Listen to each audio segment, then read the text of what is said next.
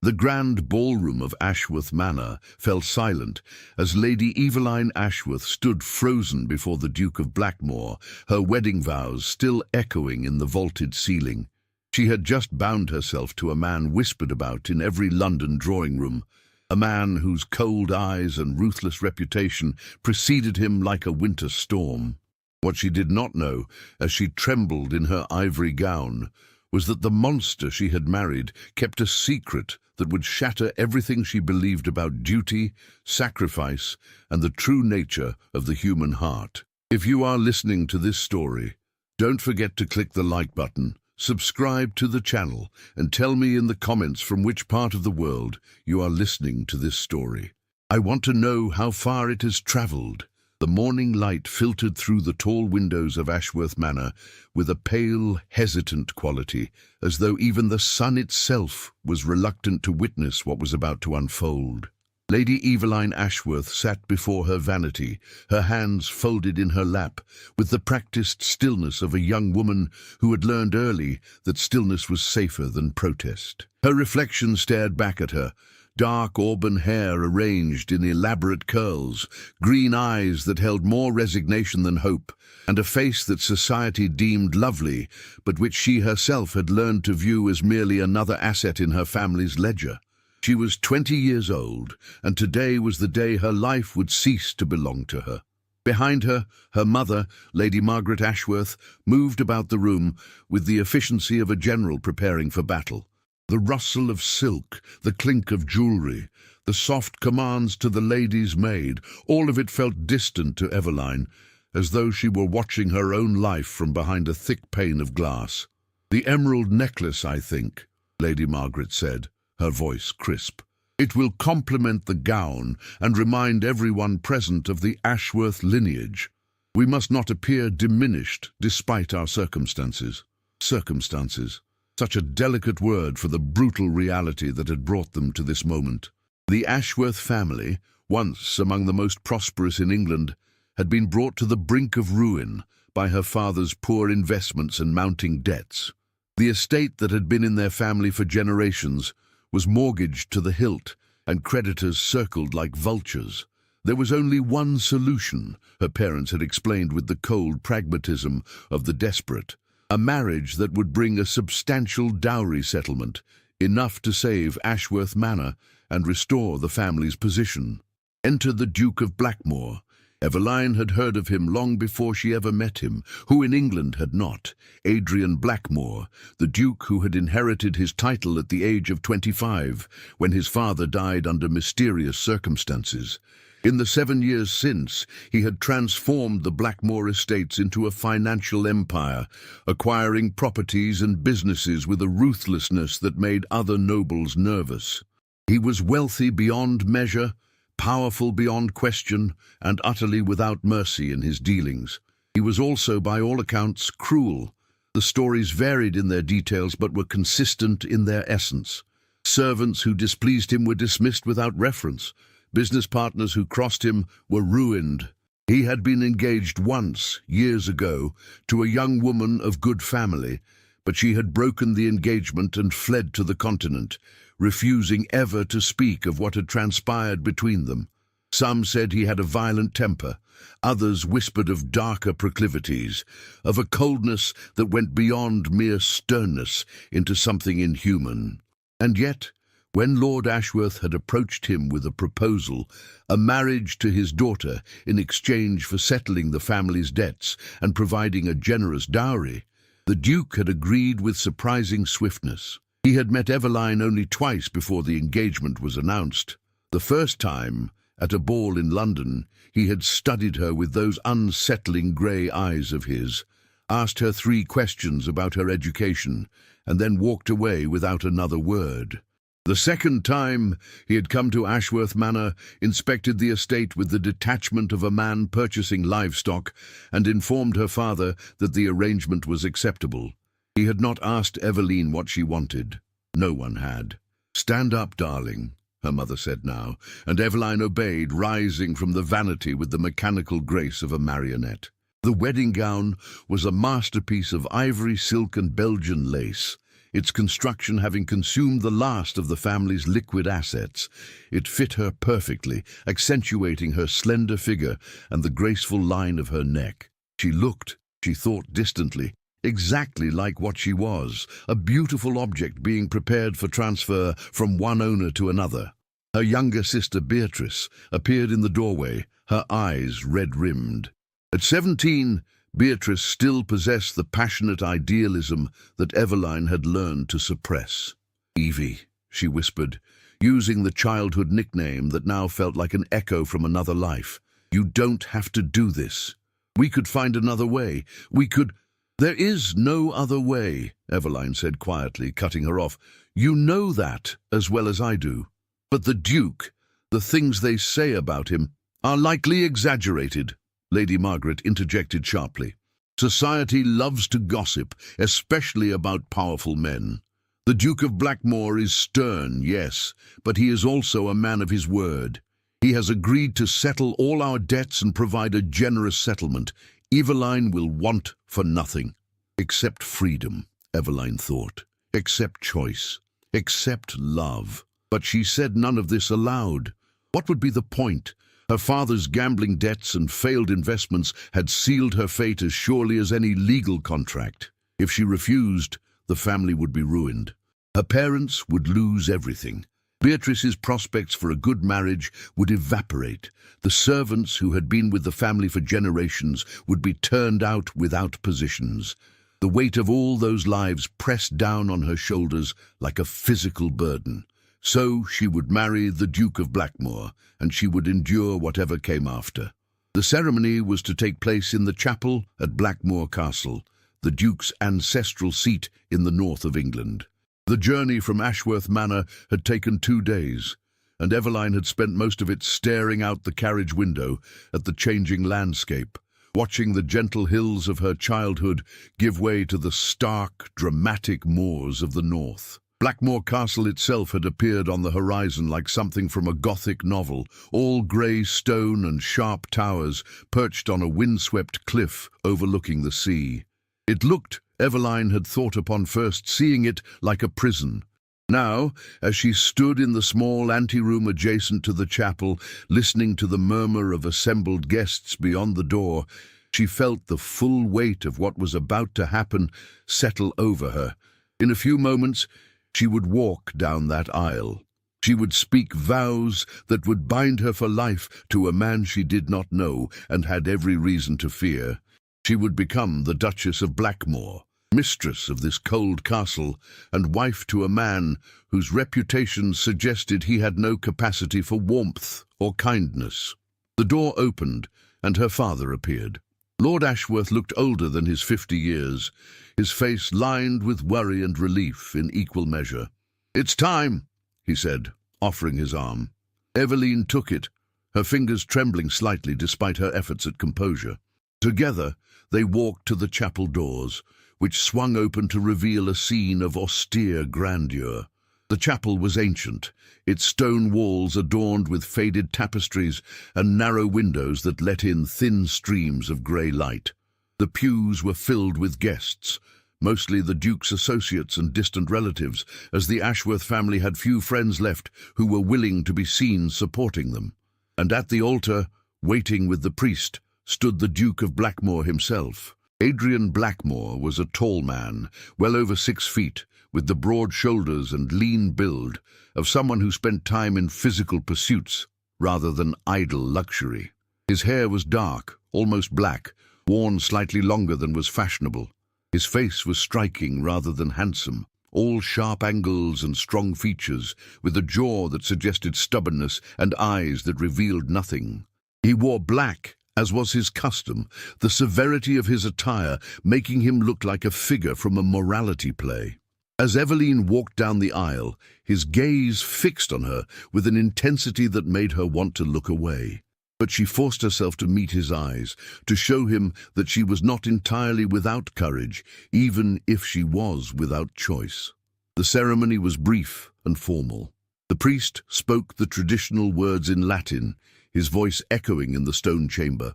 Eveline repeated her vows in a voice that was steady, despite the turmoil in her heart. The Duke's responses were delivered in a deep, measured tone that gave away nothing of his thoughts or feelings. When the priest pronounced them man and wife, the Duke took her hand. His grip was firm but not painful, and placed a ring on her finger. It was a heavy thing, gold set with a large emerald that matched her eyes. Then, with the same detachment he might show in signing a business contract, he leaned down and pressed a brief, cold kiss to her lips. It was done. She was the Duchess of Blackmore. The wedding breakfast that followed was a subdued affair. The guests made polite conversation and offered congratulations that felt hollow. Eveline sat beside her new husband at the head table, acutely aware of the space between them, of the way he barely looked at her, except when propriety demanded it. He spoke occasionally to the gentlemen seated nearby, discussing matters of business and politics in that same measured tone, but he addressed not a single word to her beyond what was absolutely necessary. As the afternoon wore on and the guests began to depart, Eveline felt a growing sense of dread. Soon it would be evening. Soon she would be expected to retire to the Duchess's chambers. Soon she would face whatever the night would bring. Her mother embraced her before leaving, whispering encouragements about duty and endurance that did nothing to calm her fears. Beatrice hugged her tightly, tears streaming down her face, and Eveline had to gently disentangle herself before her own composure cracked. Her father shook the Duke's hand, thanked him profusely for his generosity, and then they were gone, returning to Ashworth Manor with their debts settled and their daughter sacrificed. As the last carriage disappeared down the long drive, Eveline stood in the great hall of Blackmore Castle, alone with her new husband for the first time. The silence stretched between them, heavy and uncomfortable. Finally, the Duke spoke. "Mrs. Hartwell will show you to your chambers," he said, gesturing to an elderly woman in black who had appeared as if summoned. "Dinner will be served at 8. I expect punctuality." And with that, he turned and walked away, his footsteps echoing on the stone floor, leaving Eveline standing there with the awful realization that this cold indifference might be the best she could hope for from her marriage. The Duchess's chambers were located in the east wing of Blackmore Castle, a suite of rooms that might have been beautiful once, but now felt merely grand and impersonal. Mrs. Hartwell, the housekeeper, led Eveline through a sitting room, decorated in shades of deep blue and silver, into a dressing room where her trunks had already been unpacked, and finally to the bedchamber itself. It was dominated by a massive four-poster bed hung with heavy velvet curtains, and a fireplace large enough to stand in. Despite the fire burning in the grate, the room felt cold. "The Duke's chambers are through that door," Mrs. Hartwell said, indicating a door in the far wall. Her voice was neutral, but Eveline thought she detected a hint of sympathy in the older woman's eyes. "He keeps irregular hours, Your Grace.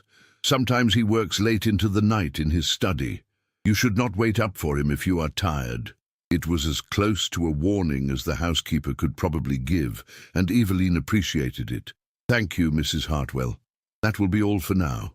Left alone, Eveline sank into a chair by the window and stared out at the wild landscape beyond. The castle was perched on a cliff, and from her window she could see the dark expanse of the North Sea stretching to the horizon. The wind howled against the glass, and below, waves crashed against the rocks with a violence that matched the turmoil in her heart. She had 3 hours until dinner, 3 hours to compose herself, to prepare for whatever the evening would bring. She tried to read, but the words swam before her eyes. She tried to rest, but sleep was impossible. Finally, she simply sat, watching the light fade from the sky and feeling the weight of her new reality settle over her like a shroud. At precisely 8 o'clock, a maid came to escort her to the dining room. Eveline had changed into an evening gown of deep green silk, had arranged her hair in a simple style, and had pinched her cheeks to bring some color to her pale face.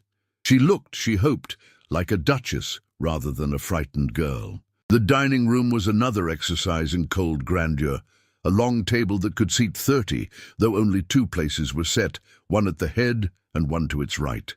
The Duke was already there, standing by the fireplace with a glass of wine in his hand. He had changed into evening clothes, and in the firelight he looked less like a businessman and more like the aristocrat he was, powerful, remote, and utterly in command of his domain. "You are punctual," he observed as she entered. "That is good. I value punctuality. I will endeavour to always meet your expectations, Your Grace," Eveline replied, keeping her voice steady. "Adrian," he corrected, "we are married now. You may use my given name when we are private." It felt strange to call him by his first name, this man who was still essentially a stranger, but she nodded. "Adrian, then. And you may call me Eveline." He inclined his head in acknowledgement and gestured to the table. "Shall we?" The meal that followed was an exercise in painful formality. Course after course appeared: soup, fish, roast beef, vegetables, pudding, all beautifully prepared and utterly tasteless to Eveline, who could barely force herself to eat. The Duke, Adrian, ate with the same methodical efficiency he seemed to bring to everything, and made occasional comments about the estate, the weather, and his expectations for her role as Duchess. "You will have charge of the household," he said as the main course was cleared. "Mrs. Hartwell will assist you in learning the routines. I entertain rarely, but when I do, I expect everything to be flawless. You will also be expected to make calls on the neighboring families and to represent the Blackmore name with dignity." "I understand," Eveline said quietly.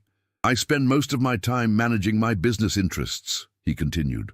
"I will be away from the castle frequently, sometimes for days at a time. You will have considerable freedom in how you occupy yourself, so long as you do nothing to embarrass the family name." It was, Eveline realized, a description of a business arrangement, not a marriage. He was laying out the terms of their contract with the same detachment he might use in negotiating a property purchase. There was no mention of companionship, of getting to know one another, of building any kind of relationship beyond the formal requirements of their respective roles. "And at night?" she asked, surprising herself with her boldness. "What are your expectations, then?" For the first time, something flickered in his grey eyes. Was it surprise? Discomfort? It was gone too quickly for her to identify. "I will not force my attentions on you," he said, his voice even. "When and if such intimacy occurs, it will be by mutual agreement." Eveline felt a rush of relief so intense it made her dizzy. Whatever else he might be, he was not planning to exercise his marital rights by force. It was more than she had dared to hope for. The rest of the meal passed in near silence. When it was over, Adrian stood and announced that he had work to attend to in his study. "I will likely be occupied for several hours," he said. "Do not wait up for me. Good night, Eveline." And then he was gone, leaving her alone in the vast dining room with only the servants for company. The days that followed established a pattern. Eveline saw her husband at breakfast, where he read correspondence and barely spoke. She saw him again at dinner, where they maintained the same formal, distant conversation. The rest of the time, he was either locked in his study or away from the castle entirely, attending to his various business interests. At night, she would lie in her bed, listening for the sound of the connecting door opening, but it never did. She should have been relieved. Instead, she found herself feeling strangely hollow, as though she had become a ghost, haunting her own life. Mrs. Hartwell proved to be a competent guide to the household routines, and Eveline threw herself into learning her duties as Duchess. She met with the cook to plan menus, inspected the linen closets, reviewed the household accounts, and began making calls on the neighboring families. The local gentry received her with a mixture of curiosity and caution. The new Duchess of Blackmore, married to the man they all feared and respected in equal measure. It was during one of these calls, to the home of Sir William and Lady Thornbury, that Eveline first encountered the full extent of the gossip surrounding her husband. Lady Thornbury was a plump, cheerful woman in her 50s, who seemed genuinely pleased to welcome Eveline. Over tea and cakes in her comfortable drawing room, she chatted about local matters and asked polite questions about Eveline's adjustment to life at Blackmore Castle. But as the visit wore on, her curiosity got the better of her discretion. "I hope you will not think me impertinent, Your Grace," she said, leaning forward conspiratorially.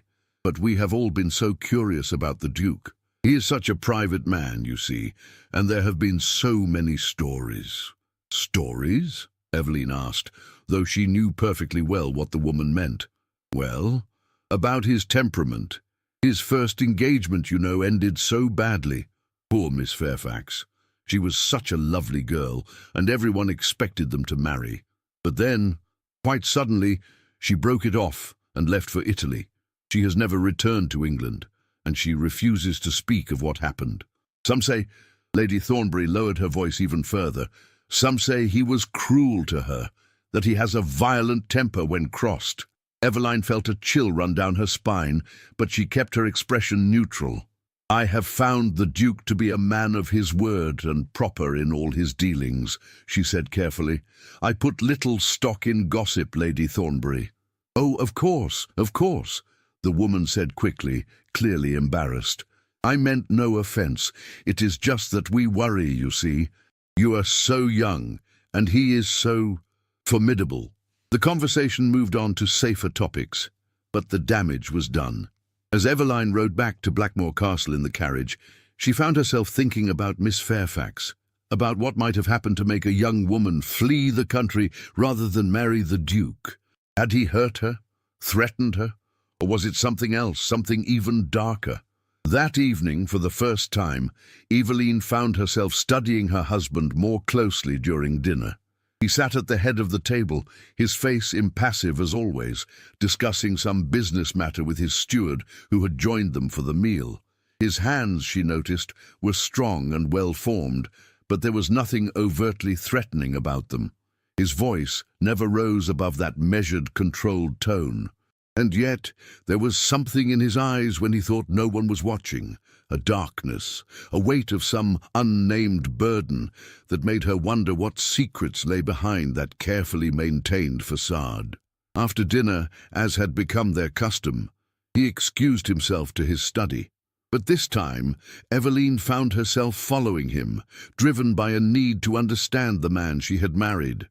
She found him in the study, a book-lined room dominated by a massive desk covered in papers and ledgers. He looked up in surprise when she entered without knocking. "Is something wrong?" he asked, his tone more curious than annoyed. "I want to know about Miss Fairfax," Eveline said, deciding that directness was her best approach. "What happened between you?" His expression hardened instantly, the brief flicker of surprise replaced by cold anger. "That is none of your concern." "I am your wife," Eveline said, standing her ground despite the fear curling in her stomach. "I think I have a right to know why your previous engagement ended so badly that the woman fled the country." For a long moment he simply stared at her, and Eveline wondered if she had pushed too far, if she was about to discover firsthand whether the stories about his temper were true. But then, unexpectedly, his shoulders sagged slightly, and he turned away from her to stare into the fire. "Miss Fairfax," he said quietly, "discovered that I was not the man she thought I was. She found me lacking in certain qualities she deemed essential in a husband. The engagement ended by mutual agreement, and she chose to travel abroad. That is all there is to tell." It was not all. Eveline was certain of that. But the pain in his voice, carefully controlled but unmistakable, told her that pressing further would be cruel. Whatever had happened with Miss Fairfax, it had hurt him, perhaps more than he was willing to admit. "I see," she said softly. "Thank you for telling me." He did not turn around, did not acknowledge her words. After a moment, Eveline quietly left the study, closing the door behind her. That night, lying in her bed, she heard a sound she had not heard before, the sound of the connecting door between their chambers opening. Her heart began to race, and she sat up, clutching the covers to her chest. But the Duke did not enter her room. Instead, she heard him moving about in his own chamber, the creak of floorboards, the sound of a window being opened. And then, faintly, she heard something that made her heart ache with unexpected sympathy. He was weeping. It was not loud or dramatic, just the quiet, broken sound of a man who thought himself alone with his grief. Eveline lay back down, staring at the canopy above her bed, and wondered what pain could drive a man as controlled as Adrian Blackmore to tears in the privacy of his own room. Perhaps, she thought as sleep finally claimed her, the Duke of Blackmore was not quite the monster everyone believed him to be. Perhaps he was simply a man carrying burdens too heavy to share, wearing a mask of cruelty to hide a heart that had been broken. It was a dangerous thought, she knew. Sympathy could lead to caring, and caring could lead to pain. But as she drifted off to sleep, Eveline could not quite shake the feeling that there was more to her husband than the cold, ruthless Duke the world saw, and that discovering the truth might be the key to understanding not just him, but her own place in this strange, lonely marriage. The autumn deepened into winter, and with it came a subtle shift in the atmosphere at Blackmore Castle. The days grew shorter, the wind off the sea more bitter, and the castle itself seemed to hunker down against the elements like a great stone beast preparing for hibernation. Eveline had been married for nearly 2 months, and in that time she had learned the rhythms of her new life, the household routines, the social obligations, the careful dance of maintaining distance from a husband who seemed determined to remain a stranger. But she had also learned something else. Adrian Blackmore was not the man the world believed him to be. It had started with small observations, moments that did not fit with the reputation of cruelty and coldness that preceded him. The way he spoke to the servants, for instance. His tone was always formal, but never harsh. When a young footman had dropped a serving dish at dinner one evening, shattering it across the floor, Eveline had braced herself for an explosion of anger. Instead, Adrian had simply asked if the boy was injured, and when assured he was not, had told him to clean it up and be more careful in future. No dismissal, no public humiliation, just a measured response that seemed almost kind in its restraint. Then there was the matter of the tenants. Eveline had accompanied Mrs. Hartwell on a visit to the estate cottages one particularly cold morning, bringing baskets of food and warm clothing as was traditional for the lady of the manor.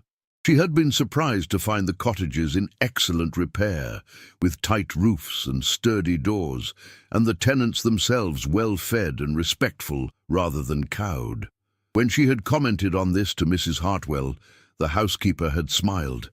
"His Grace takes his responsibilities seriously," she had said. "He may seem stern, but he ensures that everyone under his care is provided for. There are landlords who would squeeze every penny from their tenants and let them live in squalor. The Duke is not one of them." Most tellingly, there were the nights. Eveline had grown accustomed to lying in her bed, listening to the sounds from the adjoining chamber. Adrian kept late hours, often not retiring until well past midnight, and on some nights, not every night but often enough to establish a pattern, she would hear him moving restlessly, pacing his room like a caged animal. Occasionally, she would hear that same quiet weeping she had heard the first time, the sound of a man wrestling with demons he could not name. She never mentioned it, never acknowledged that she could hear him through the walls, but it changed something in her, softened the fear she had carried since their wedding day. Whatever Adrian Blackmore might be, he was not the heartless monster of reputation. He was a man in pain, and that pain intrigued her even as it troubled her. It was in early December that everything changed. A letter arrived from Eveline's Aunt Agatha, her mother's elder sister who lived in London. Aunt Agatha was a widow of independent means and unconventional opinions, and she had always been Eveline's favourite relative. The letter was warm and affectionate, expressing concern for Eveline's well-being and extending an invitation to visit London for the winter season. "I know you are newly married, my dear," Aunt Agatha had written in her bold, flowing script, "but I also know that Blackmore Castle is remote and that the Duke is often occupied with business. If you find yourself in need of society and stimulation, my door is always open to you. London in winter has much to offer, and I would dearly love to see you." Eveline read the letter 3 times, feeling a longing so intense it was almost painful. London, society, conversation and culture, and the chance to be something more than the silent, decorative duchess of a cold castle. But would Adrian permit it? They had never discussed her travelling without him, and she was not sure how he would react to the request. She decided to ask him that evening at dinner. Her heart was pounding as she broached the subject, carefully explaining about Aunt Agatha's invitation and expressing her desire to accept it. Adrian listened in silence, his expression unreadable. When she finished, he was quiet for a long moment, and Eveline braced herself for refusal. But then he surprised her. "How long would you wish to stay?" he asked. "A month, perhaps?" "Through the Christmas season?" He nodded slowly. "That would be acceptable. I have business in London myself in a few weeks. I will escort you to your aunt's residence and ensure you are settled. You may stay as long as you wish, within reason." Eveline felt a rush of relief and gratitude. "Thank you, Adrian. I appreciate your understanding." "You are not a prisoner here, Eveline," he said quietly, and there was something in his voice, a hint of sadness perhaps, or regret, that made her look at him more closely. "I want you to be content. If visiting your aunt will accomplish that, then you should go." It was the most personal thing he had said to her since their wedding, and Eveline found herself momentarily at a loss for words. "I am grateful," she finally managed. "Truly." He inclined his head in acknowledgement and returned his attention to his meal, the moment of connection already fading.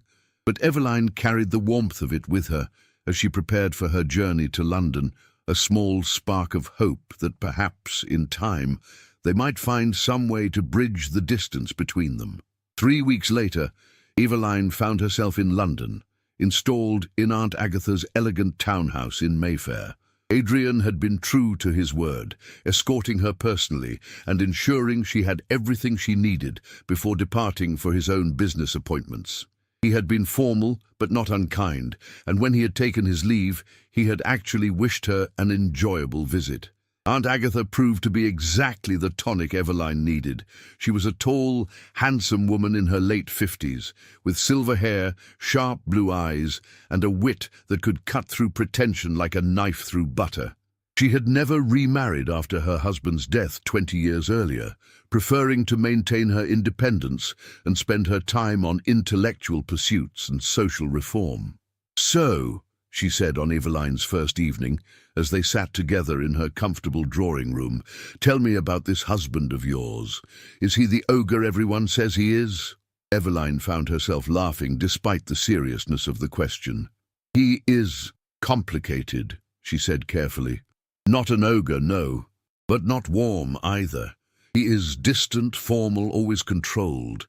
I feel as though I am living with a stranger who happens to share my surname." Aunt Agatha studied her with those sharp eyes. "And yet you defend him. Interesting. Most young women in arranged marriages would complain bitterly about their lot. You seem more puzzled than angry." "I suppose I am," Eveline admitted. "There are moments when I glimpse something else beneath the surface, a kindness, a vulnerability, but then it is gone, and he is the cold duke again. I do not know what to make of him." "Perhaps," Aunt Agatha said thoughtfully, "he does not know what to make of himself. Men are often their own worst enemies, you know. They build walls around themselves and then wonder why they feel isolated." It was an astute observation, and Eveline found herself thinking about it often in the days that followed. Aunt Agatha kept her busy with a whirlwind of activities, visits to museums and galleries, attendance at lectures and concerts, dinners with her circle of friends who included writers, reformers, and intellectuals of all stripes. It was a world entirely different from the staid, formal society Eveline had known, and she found herself blossoming in it. It was at one of Aunt Agatha's dinner parties that Eveline met Dr. Elias Reed. Dr. Reed was a physician who had recently returned from several years working in India, where he had studied tropical diseases and established a clinic for the poor. He was in his early 30s, tall and lean, with sun-bronzed skin, dark hair and warm brown eyes that crinkled at the corners when he smiled. He had an easy, engaging manner and a genuine interest in the people around him that was refreshing after months of Adrian's careful reserve. Eveline found herself seated next to him at dinner, and they fell into conversation with surprising ease. He asked her about her interests, her thoughts on various subjects, and actually listened to her answers as though they mattered. It was intoxicating to be treated as an intelligent person rather than merely a decorative duchess. "Your aunt tells me you have been reading about the reform movements," Dr. Reed said, as the main course was served. "What are your thoughts on the education question?" "I believe education should be available to all, regardless of class or gender," Eveline said, warming to the topic. "It is unconscionable that so many children grow up without even basic literacy, simply because their families cannot afford schooling." "I agree entirely," he said, his eyes lighting up with enthusiasm. "I have seen firsthand in India how education can transform communities.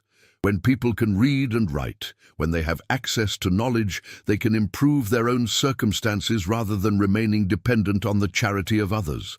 They talked for the rest of the meal, their conversation ranging from education to medicine to literature to the social responsibilities of the wealthy. Eveline could not remember the last time she had enjoyed a conversation so much, and when the evening ended, she found herself hoping she would see Dr. Reed again. She did.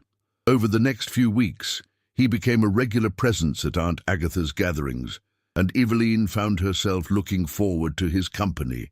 He was everything Adrian was not: warm, open, easy to talk to. He treated her as an equal, valued her opinions, and made her laugh with his stories of his adventures abroad. There was nothing improper in their friendship.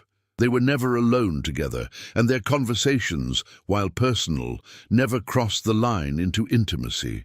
But Eveline could not deny that she felt something when she was with him, a lightness and happiness that had been absent from her life for so long. It was Aunt Agatha who finally voiced what Eveline had been trying not to acknowledge. "You are developing feelings for Dr. Reed," she said one morning as they sat together over breakfast. It was not a question. Eveline felt her cheeks flush. "I enjoy his company," she said carefully. "He is a good man and an interesting conversationalist." "He is also not your husband," Aunt Agatha said gently. "I'm not judging you, my dear. Heaven knows I understand the appeal of a man who actually sees you as a person rather than a possession. But you must be careful. Society is unforgiving of women who stray, even emotionally, from their marital vows." "I have done nothing wrong," Eveline protested, but even as she said it, she wondered if it was true.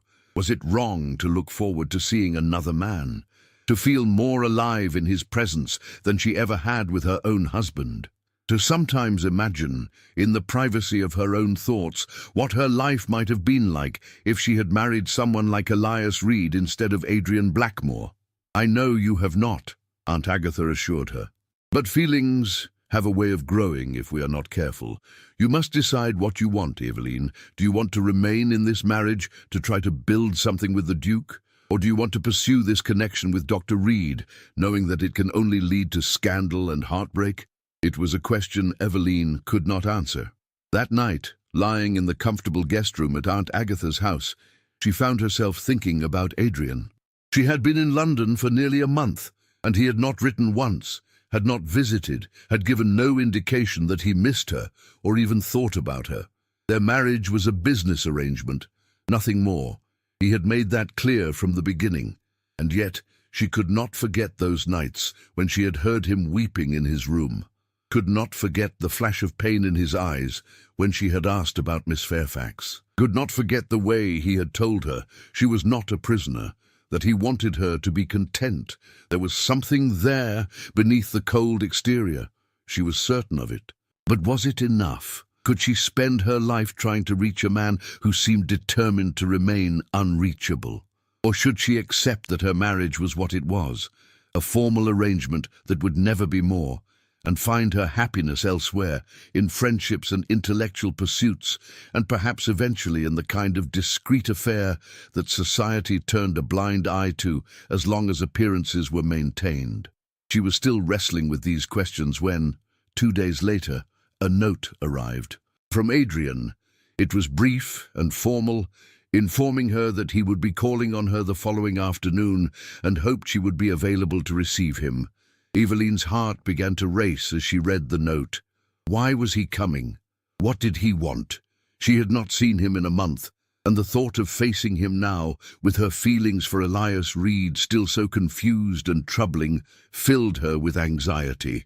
When he arrived the next day, precisely at the appointed time, Eveline received him in Aunt Agatha's drawing room. He looked the same as always, tall, dark, impeccably dressed, his expression carefully neutral. But there was something different about him, a tension in the set of his shoulders that she had not seen before. "Eveline," he said, bowing formally, "I hope you are well." "I am, thank you. And you?" "Well enough." He paused, and for a moment she thought he might actually say something personal, something real, but then the moment passed, and he continued in that same formal tone. "I came to inform you that I will be returning to Blackmore Castle in 2 days. I wanted to know if you wished to return with me, or if you preferred to extend your visit with your aunt."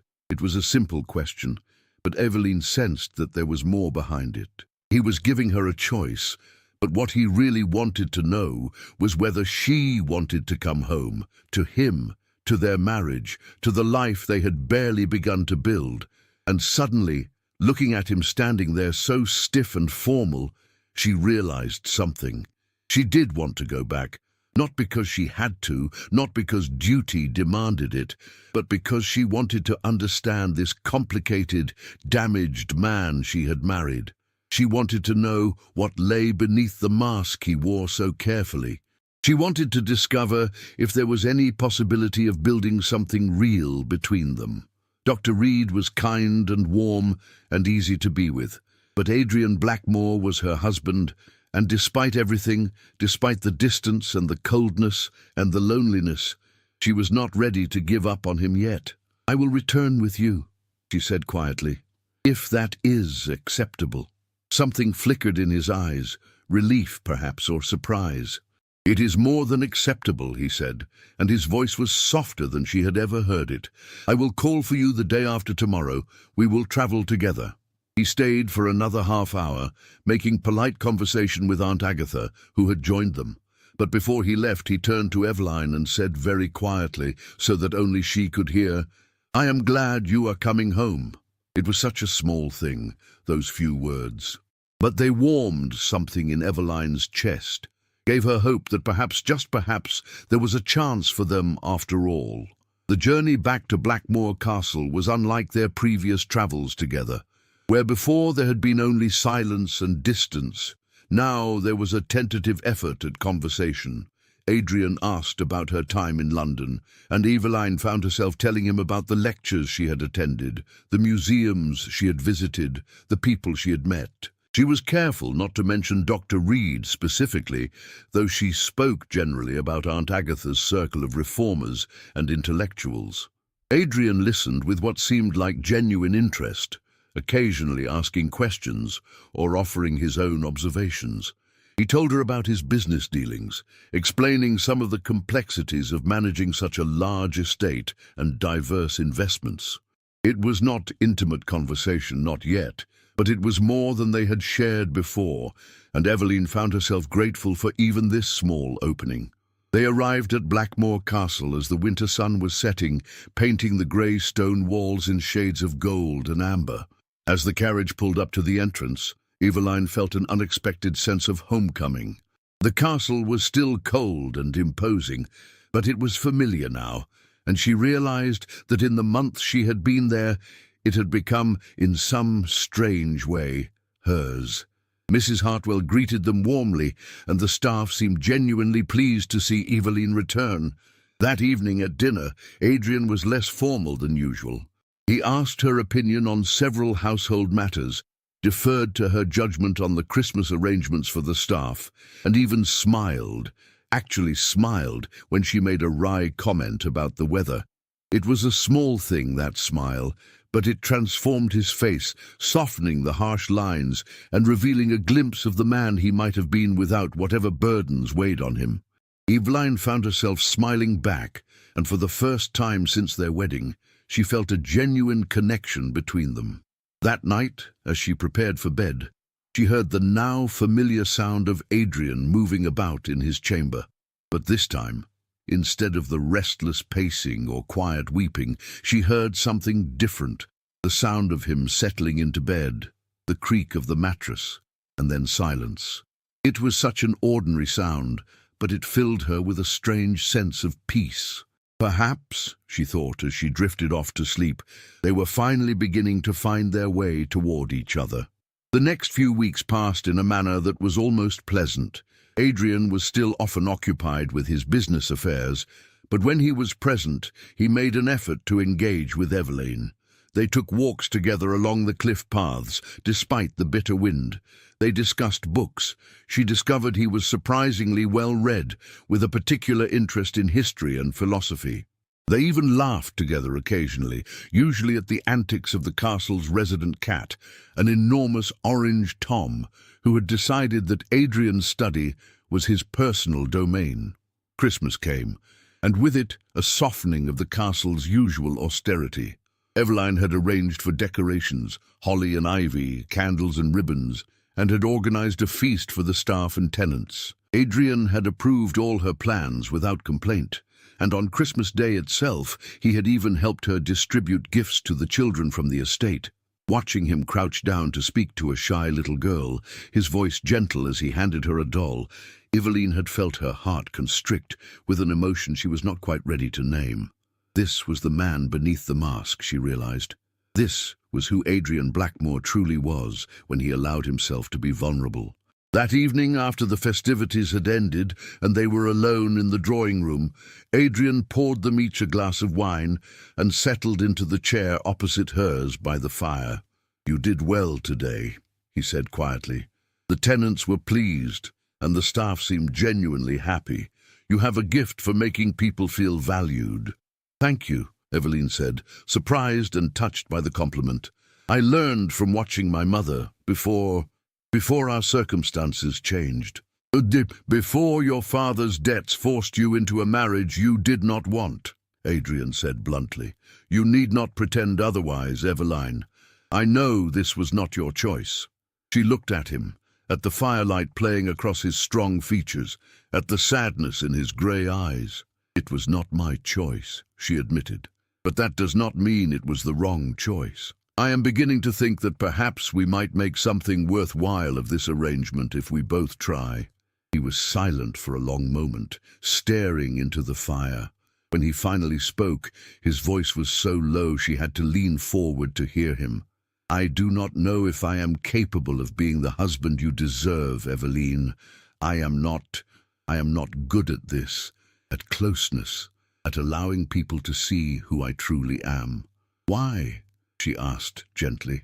"What happened to make you build such walls around yourself?" He shook his head. "It is not a story for Christmas evening. Perhaps someday I will tell you."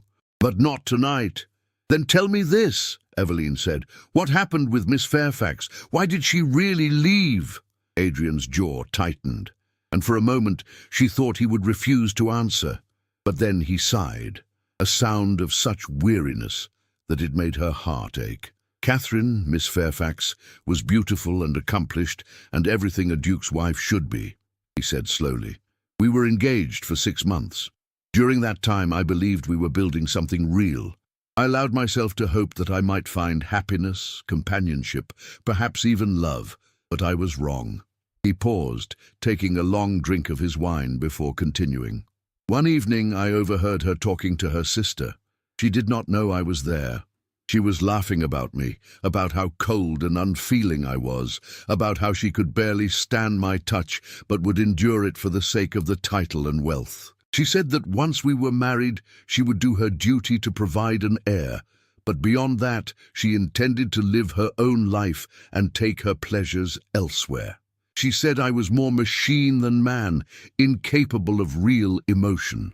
Eveline felt a surge of anger on his behalf. "That is cruel, unspeakably cruel." It was honest, Adrian said flatly. And perhaps she was right.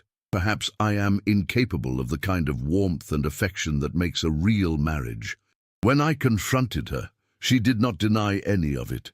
She said she had only agreed to marry me for my position and wealth, and that if I expected anything more, I was a fool. I ended the engagement that night.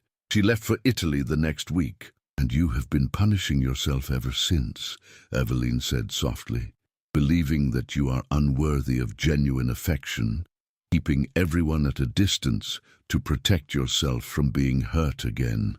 He looked at her then, really looked at her, and she saw the vulnerability in his eyes, the fear and the longing all mixed together. I do not know how to be any other way, he whispered. Eveline set down her wineglass and rose from her chair. She crossed the small space between them and knelt beside his chair, taking his hand in both of hers. It was the first time she had voluntarily touched him since their wedding, and she felt him tense at the contact. You are not a machine, Adrian, she said firmly.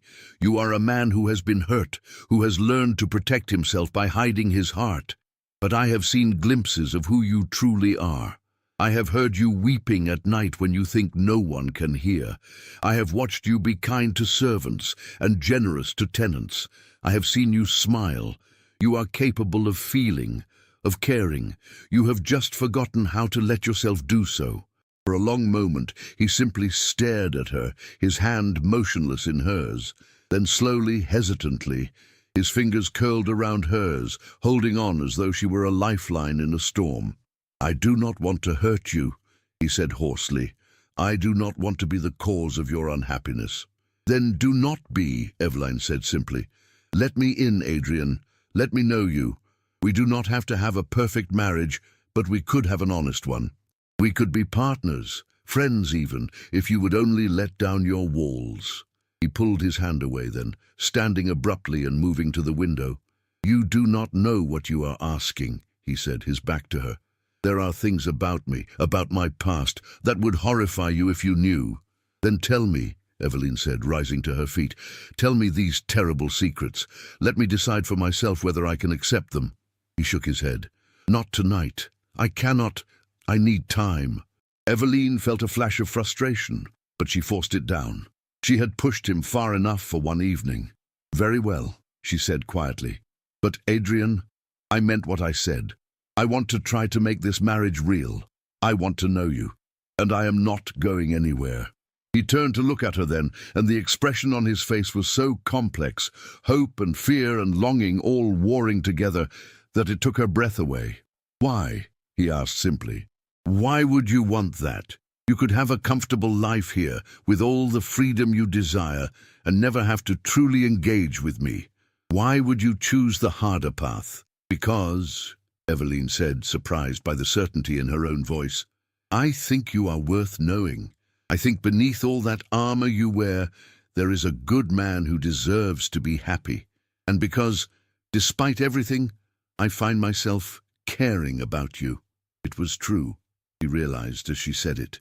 Somewhere between the wedding and now, between the cold silences and the small kindnesses, between the distant formality and the glimpses of vulnerability, she had begun to care for her husband. It was not love, not yet, but it was something. The seed of something that could grow into love if they both tended it carefully. Adrian did not respond with words. Instead, he crossed the room in 3 long strides, and before Eveline could react, pulled her into his arms. It was not a passionate embrace. There was nothing sexual about it. It was simply a man holding on to another human being as though she were the only solid thing in a world that had gone mad. Eveline wrapped her arms around him, feeling the tension in his body, the way he trembled slightly, as though fighting some internal battle. She held him, offering silent comfort, and gradually she felt him begin to relax, his breathing slowing, his grip on her gentling. Thank you, he whispered against her hair. Thank you for not giving up on me. They stood like that for a long time, holding each other in the firelight, and Eveline felt something shift between them, some fundamental change in the nature of their relationship. They were not lovers, not yet, but they were no longer strangers either. They were two people who had begun finally to see each other clearly. When they finally drew apart, Adrian's eyes were suspiciously bright, but he was smiling, a real smile, warm and genuine. "It is late," he said softly. "We should retire." Eveline nodded, suddenly feeling the exhaustion of the emotional evening. But as she turned to leave, Adrian caught her hand. "Eveline," he said, and there was something in his voice that made her heart race. "Would you, that is, if you are not opposed, would you allow me to kiss you? Properly, I mean. Not the cold formality of our wedding, but a real kiss." She looked up at him, at the vulnerability in his eyes, at the hope and fear mingled there. And she knew that this was a turning point. If she said yes, there would be no going back to the safe distance they had maintained. They would be stepping into unknown territory, with all the risks and rewards that entailed. But she found that she wanted to take that risk. "Yes," she whispered, "I would like that." He cupped her face in his hands, his touch gentle, almost reverent. Then, slowly, giving her every opportunity to change her mind, he lowered his lips to hers. The kiss was nothing like their wedding kiss. It was warm and tender, a question and an answer all at once. His lips moved against hers with a gentleness that surprised her, and she found herself responding, her hands coming up to rest on his chest, feeling the rapid beat of his heart beneath her palms. When they finally drew apart, both of them were breathing hard, and Eveline felt as though the world had tilted on its axis. Adrian rested his forehead against hers, his eyes closed, a smile playing at the corners of his mouth. "Good night, Eveline," he murmured. "Good night, Adrian," she replied, her voice barely above a whisper. She went to her chamber in a daze, her lips still tingling from the kiss, her heart full of hope and possibility. As she prepared for bed, she heard Adrian enter his own chamber, heard the familiar sounds of him settling for the night. But this time, there was no restless pacing, no quiet weeping, just the peaceful sounds of a man at rest. Eveline lay in her bed, staring at the canopy above her, and allowed herself to smile. They had a long way to go, she and her complicated husband. There were still secrets to be revealed, walls to be torn down, trust to be built. But for the first time since her wedding day, she believed it was possible. They could have a real marriage, a partnership built on honesty and mutual respect, and perhaps eventually love. As she drifted off to sleep, her last thought was of Adrian's smile, of the warmth in his eyes when he had kissed her, and of the hope that perhaps, just perhaps, they were both finally learning how to let themselves be happy. The new year arrived with a blanket of snow that transformed Blackmore Castle from forbidding fortress to something almost magical. The grounds sparkled white under the winter sun, and icicles hung from the eaves like crystal daggers. Inside, the castle felt warmer somehow, as though the shift in Eveline and Adrian's relationship had thawed something in the very stones. They had not rushed into physical intimacy after that Christmas night kiss. Instead, they had taken their time, learning each other slowly. Adrian began joining Eveline for breakfast, actually conversing rather than hiding behind his correspondence. They took daily walks together, bundled against the cold, talking about everything and nothing. He showed her his favorite places on the estate, a hidden cove where seals sometimes basked on the rocks, an ancient oak tree that had stood for centuries, a spot on the cliff where on clear days you could see for miles. And gradually, piece by piece, he began to tell her his story. It came out in fragments over many conversations, usually during their evening time together by the fire. He told her about his childhood, about a father who had been cold and demanding, who had viewed his son as an extension of his own ambitions rather than a person in his own right. He told her about the pressure to be perfect, to never show weakness, to always maintain the dignity of the Blackmore name. He told her about his mother, who had died when he was 12, and how her loss had left him feeling utterly alone in a house full of people.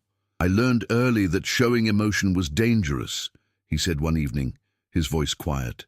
"My father viewed it as weakness. When my mother died, I wept at her funeral, and he struck me afterward, told me that a Blackmore does not display such unseemly feelings in public. I learned to hide everything I felt, to present only the face that was expected of me.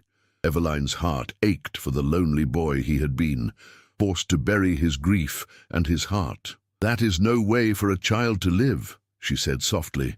"No," he agreed, "but it is the way I lived, and by the time I was old enough to question it, the pattern was set.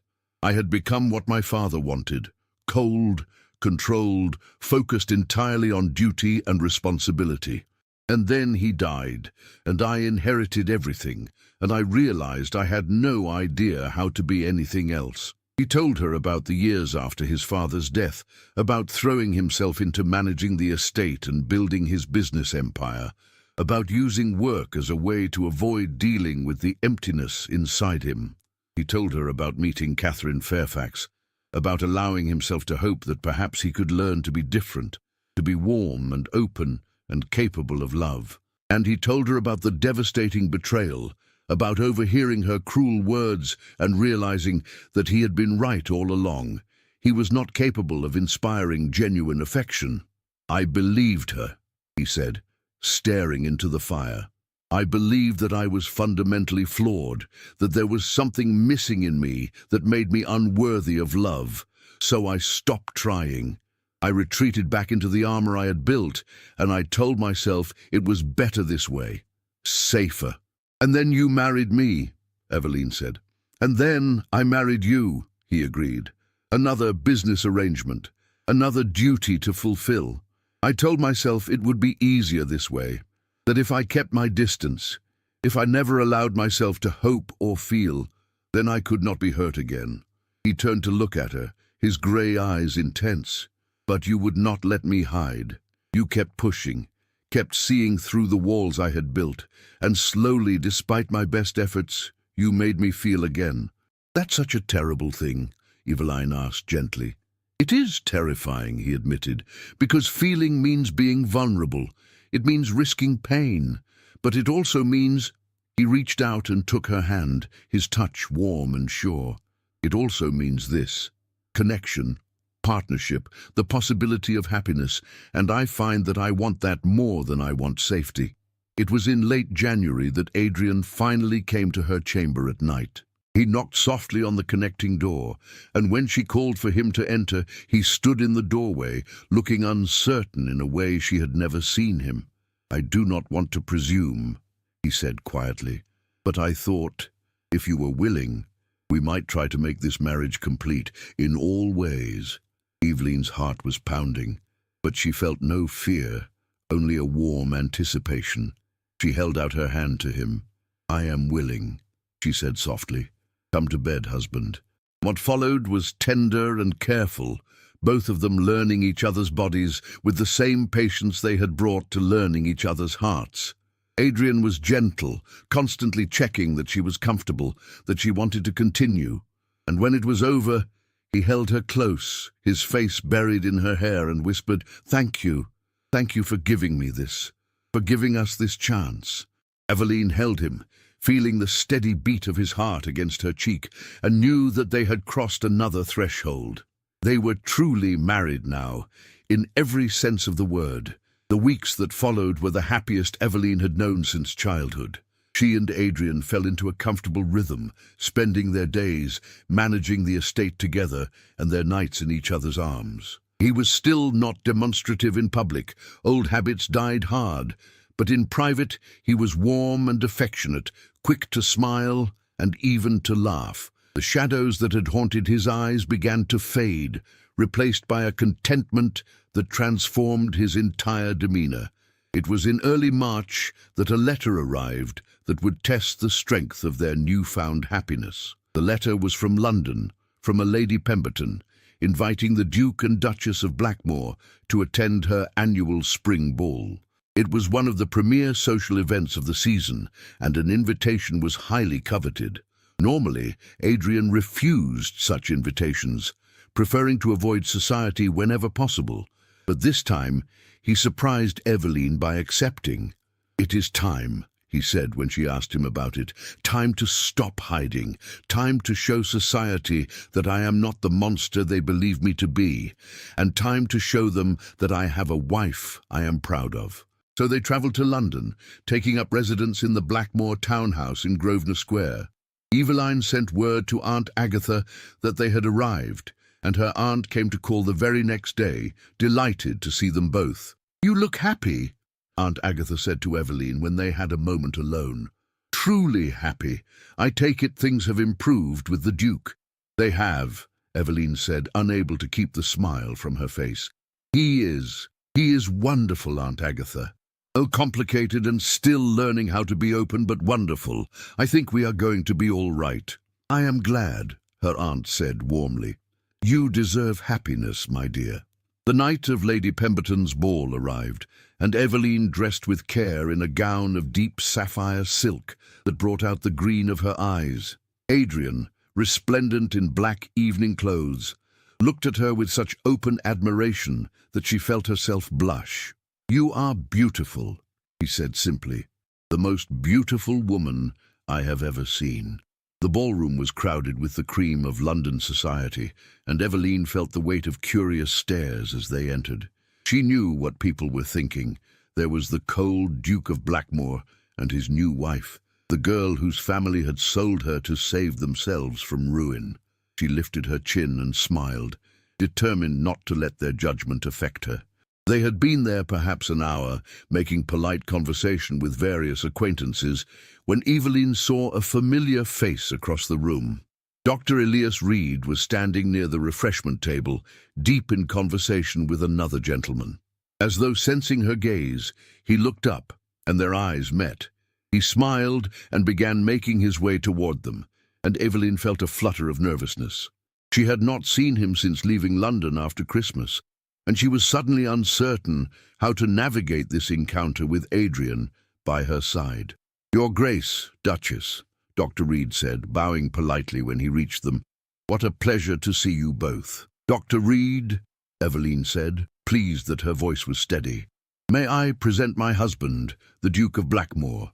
Adrian, this is Dr. Elias Reed. He is a physician who works with my Aunt Agatha's charitable organizations."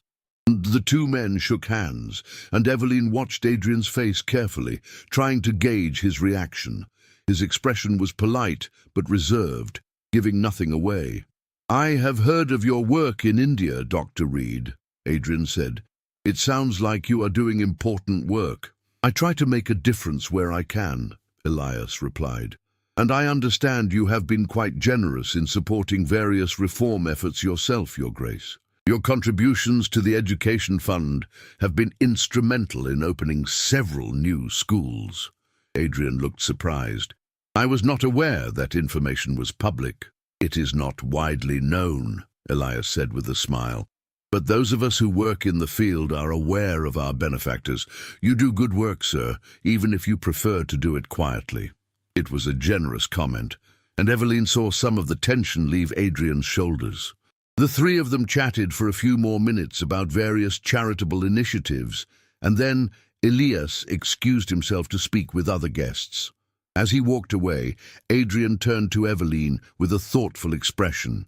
"He seems like a good man," he said quietly. "He is," Eveline agreed, then added carefully, "He was kind to me when I was in London. He and Aunt Agatha's other friends made me feel valued and intelligent at a time when I was feeling quite lost." Adrian was silent for a moment, and Eveline wondered if she had said too much.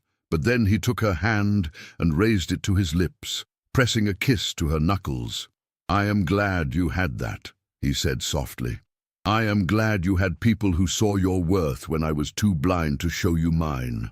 It was such a generous response, so free of jealousy or possessiveness, that Eveline felt her eyes prickle with tears. "I love you," she said impulsively, the words escaping before she could think better of them. Adrian's eyes widened, and for a moment he looked almost frightened. Then, slowly, a smile spread across his face, a smile of such pure joy that it transformed him entirely. "Say it again," he whispered. "I love you," Eveline repeated, more certain this time. "I love you, Adrian Blackmore. I love your strength and your vulnerability. I love your kindness and your complexity. I love the man you are and the man you are becoming. I love you." He pulled her into his arms, right there in the middle of Lady Pemberton's ballroom, and kissed her with a passion that made the assembled guests gasp and whisper. When he finally released her, his eyes were bright with unshed tears. "I love you too," he said, his voice rough with emotion. "I have loved you for weeks now, but I was afraid to say it, afraid that if I spoke the words aloud, I would somehow ruin everything. But I love you, Eveline. You have given me back my heart, and I will spend the rest of my life trying to be worthy of you." Around them, the whispers had turned to murmurs of approval, and even some scattered applause. The cold Duke of Blackmore displaying such open affection for his wife. It was unprecedented, scandalous, and utterly romantic. But Eveline barely noticed the crowd. All she could see was Adrian, her husband, looking at her with such love and devotion that it took her breath away. They left the ball shortly after, unable to bear being apart from each other any longer.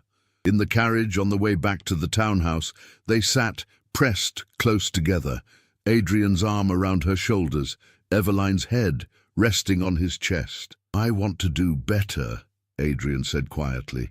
"I want to be the husband you deserve. I want to be open and warm, and everything I was taught not to be." "You already are," Eveline assured him. "You are exactly who you need to be. We will figure out the rest together." And they would, she knew. They had come so far from that cold wedding day, from the distant strangers they had been. They had found each other, truly found each other, and built something real and lasting from the ashes of an arranged marriage. Whatever challenges lay ahead, they would face them together, as partners, as friends, as lovers, as husband and wife, in the truest sense of those words. Spring came to Blackmore Castle with a gentleness that seemed to mirror the transformation in its inhabitants. The harsh winds of winter gave way to soft breezes that carried the scent of wildflowers from the moors. The grey sea turned blue-green under the warming sun, and the gardens that Eveline had begun planning in the winter months burst into life with colour and fragrance. It had been 6 months since that night at Lady Pemberton's ball, 6 months since she and Adrian had declared their love for each other. In that time, their marriage had deepened into something neither of them had dared to hope for, a true partnership built on mutual respect, genuine affection, and a love that grew stronger with each passing day. Adrian had changed in ways that amazed everyone who knew him. The cold, forbidding Duke had become a man who smiled easily, who laughed at his wife's wit, who was known throughout the county for his fairness and generosity.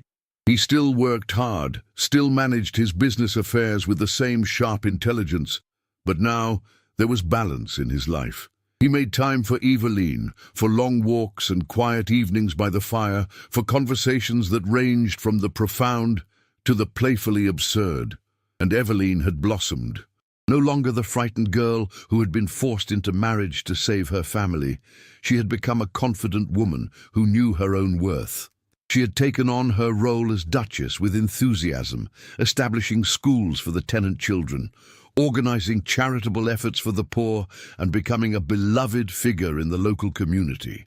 She had also discovered a talent for writing and had begun contributing essays on social reform to several London publications under a pseudonym, with Adrian's full support and encouragement.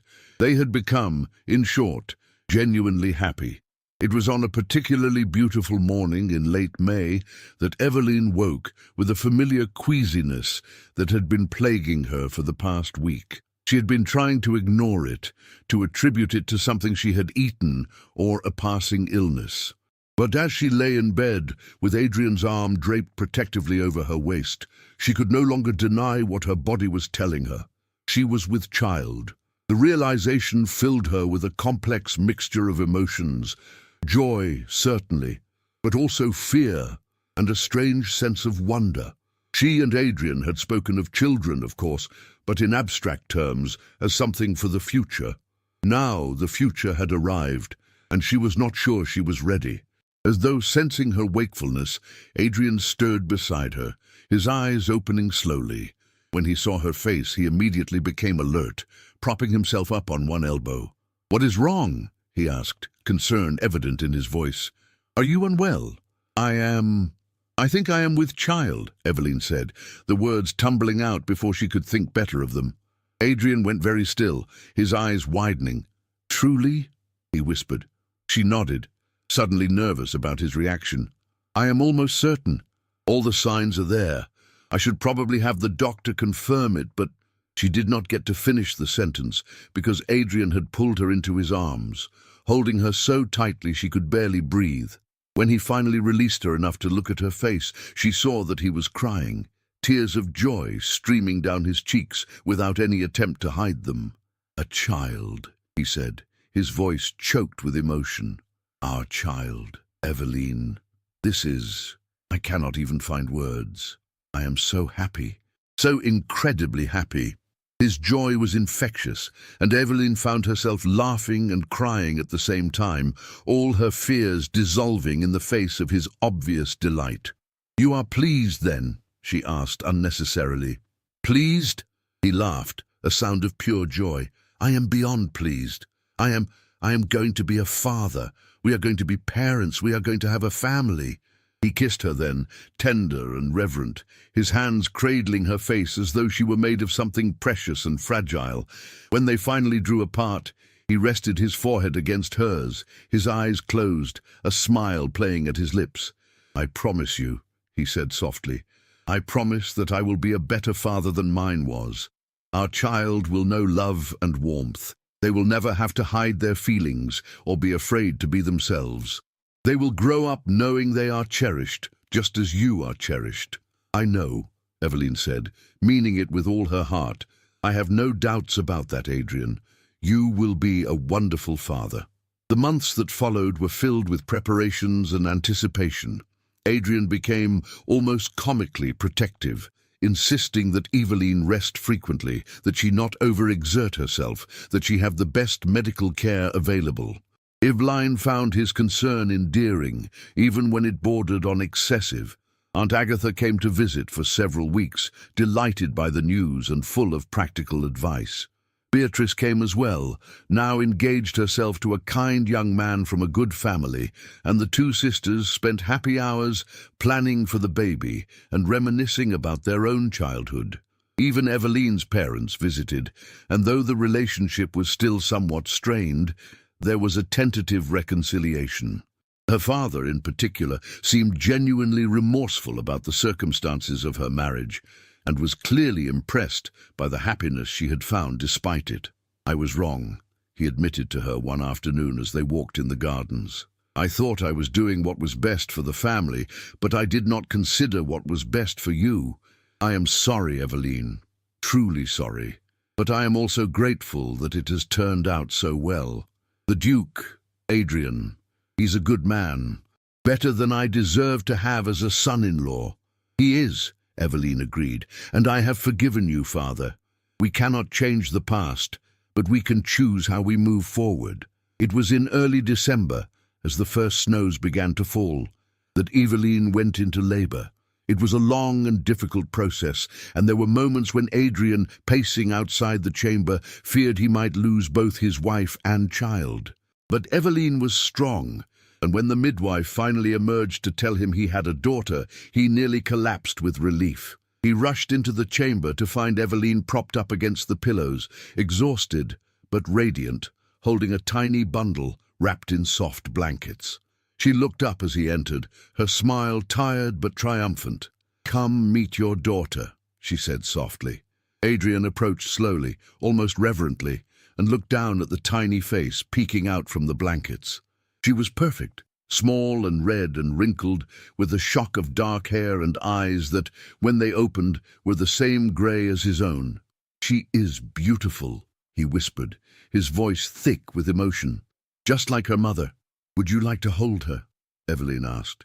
Adrian nodded, unable to speak, and carefully took the baby into his arms. She was so small, so fragile, and he felt a surge of protective love so intense it was almost painful. This was his daughter, his and Evelyn's. A new life, a new beginning, a symbol of everything they had built together.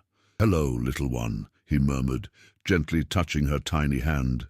Her fingers curled around his, gripping with surprising strength, and he felt something in his chest crack open, the last remaining piece of the armor he had worn for so long, finally crumbling away. "What shall we name her?" Evelyn asked. They had discussed names, but had not settled on anything definite. Now, looking at his daughter, Adrian knew exactly what her name should be. "Hope," he said. "I want to name her Hope, because that is what she represents. Hope for the future, hope for happiness, hope that we can be better than those who came before us." "Hope Blackmore," Evelyn said, trying it out. "I like it. It suits her." As winter deepened, and then gave way to spring once more, life at Blackmore Castle settled into a new rhythm. Hope proved to be a healthy, happy baby, and both Adrian and Evelyn were devoted parents. Adrian, true to his promise, was warm and affectionate with his daughter, spending hours simply holding her, talking to her, marveling at every small development.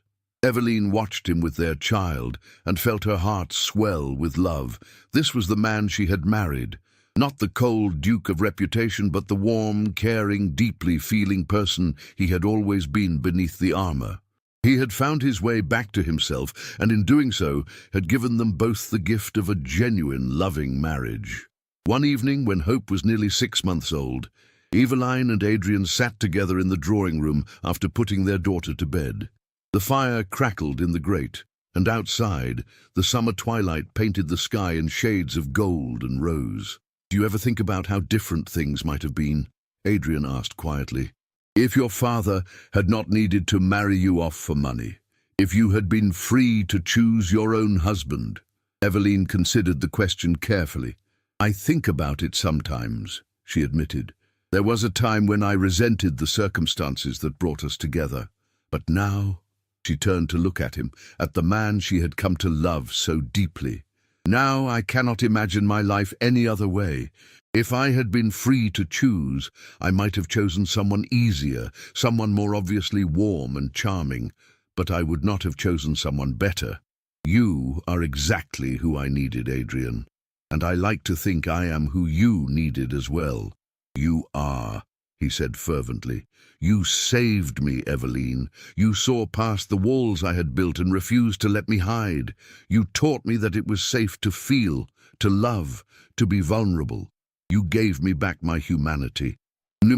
We saved each other," Evelyn corrected gently. "You gave me a home, a purpose, a partnership. You showed me that I was worth more than my family's debts, that I had value beyond my ability to make a good match. We built this together, Adrian. This life, this love, this family. We built it from nothing, and it is ours." He pulled her close, and they sat together in comfortable silence, watching the fire and listening to the distant sound of the sea. After a while, Adrian spoke again. "I heard from Miss Fairfax," he said quietly. "Catherine. She wrote to me from Italy. She heard about our marriage and wanted to apologize, I think. She said she had been young and foolish, that she had not understood what she was giving up. She said she hoped I had found happiness." "And what did you tell her?" Evelyn asked. "That was generous of you," Evelyn said. "It was honest," Adrian replied. "I am grateful to her, in a strange way. If she had not broken our engagement, if she had married me as planned, I would never have met you. I would never have had this life. So yes, I can forgive her, because her rejection led me to you." Evelyn felt tears prick her eyes. "I love you," she said. "Not for the first time, and certainly not for the last. I love you so much, Adrian Blackmore." "And I love you," he replied, kissing her softly. "Today, tomorrow, and for all the days of my life. You are my heart, Evelyn. You and Hope. You are everything." As the years passed, the story of the Duke and Duchess of Blackmore became something of a legend in the county. People spoke of how the cold, cruel Duke had been transformed by love, how his young wife had seen the good in him when no one else could. They spoke of the schools and hospitals the couple had founded, of their generosity to the poor, of the way they worked together to improve the lives of everyone in their domain. And in London, in the drawing rooms and ballrooms where society gathered, people whispered about the romance of it all, the arranged marriage that had become a love match, the Duchess who had tamed the beast, the Duke who had learned to love. But Eveline and Adrian paid little attention to what society said. They were too busy living their lives, raising their daughter, and eventually 2 more children, a son named Thomas and another daughter named Catherine, named in honor of the woman whose rejection had inadvertently brought them together, managing their estate and supporting the causes they believed in. They had their challenges, of course. No marriage is perfect, and there were times when old patterns reasserted themselves, when Adrian retreated into formality, or Eveline felt the weight of her responsibilities too heavily. But they had learned how to talk to each other, how to be honest about their feelings, how to work through difficulties together rather than letting them fester. And through it all, their love remained constant, a steady flame that warmed them through the coldest winters and the darkest nights. On their 10th wedding anniversary, Adrian took Eveline back to the chapel where they had been married. It was a grey autumn day, much like their wedding day had been, but everything else was different. They stood before the altar, holding hands, and renewed their vows. Not the formal required words of their first ceremony, but promises they had written themselves. "I promise to always see you," Adrian said, his voice steady and sure. "To never take you for granted, to value your thoughts and feelings, to be your partner in all things. I promise to be honest with you, even when it is difficult, and to trust you with my heart, even when I'm afraid. I promise to love you, not just today, but every day for the rest of my life. I promise to always believe in you," Eveline replied, tears streaming down her face. "To see the good in you even when you cannot see it yourself. To stand beside you through whatever challenges we face, to be your refuge and your strength. I promise to be honest with you, to share my joys and my sorrows, to build our life together with intention and care. I promise to love you, not just for who you are, but for who we are together." They sealed their renewed vows with a kiss, and as they walked out of the chapel hand in hand, Eveline reflected on the journey that had brought them to this moment. She had been forced to marry a cruel duke for a dowry, or so everyone had believed. But the truth was far more complex and far more beautiful. She had married a man who was wounded and wary, who had learned to hide his heart, to protect it from further pain. And together, through patience and persistence, through honesty and vulnerability, they had built something extraordinary, a marriage based not on obligation or convenience, but on genuine love and mutual respect. The cruel duke had never really existed. He had been a mask, a shield, a story people told themselves about a man they did not understand. The real Adrian Blackmore was kind and generous, capable of deep feeling and profound love. He had simply needed someone to see past the armor to the man beneath. And his secret kindness, revealed gradually night after night, conversation after conversation, had transformed not just their marriage, but both of their lives. As they rode back to Blackmore Castle, with the autumn sun breaking through the clouds to paint the landscape in gold, Eveline leaned against her husband's shoulder and smiled. She had been given no choice in her marriage, but she had chosen every day since to make it work, to build something real and lasting. And in the end, that choice, the daily choice to love, to trust, to be vulnerable, to try, had made all the difference. They had bloomed where they were planted, she and Adrian. And the garden they had cultivated together was more beautiful than anything she could have imagined on that cold wedding day 10 years ago. It was, she thought, as Adrian pressed a kiss to the top of her head, the best kind of fairy tale, not one where a prince rescued a princess, but one where 2 imperfect people rescued each other, and in doing so found their happily ever after. Thank you for listening to this story. If you enjoyed it, please click the like button, subscribe to the channel, and let me know in the comments from which part of the world you are listening. I would love to know how far this tale has traveled. Until next time, may you find your own unexpected happiness, and may you always have the courage to see the truth beneath the surface.